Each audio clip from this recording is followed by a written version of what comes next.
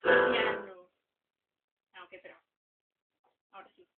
Cuando vas a ver una película, es el típico ¡ah! Ahí viene. Y entonces el sonido para esto son las últimas 3 notas del piano. Ya está. Ya. 1, 2, 3.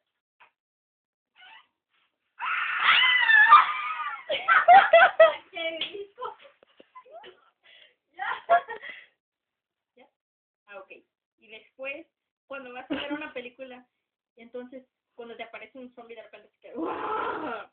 Este es el sonido. Como cuando sale Chiqui Drácula de sótano y todo eso. Ok.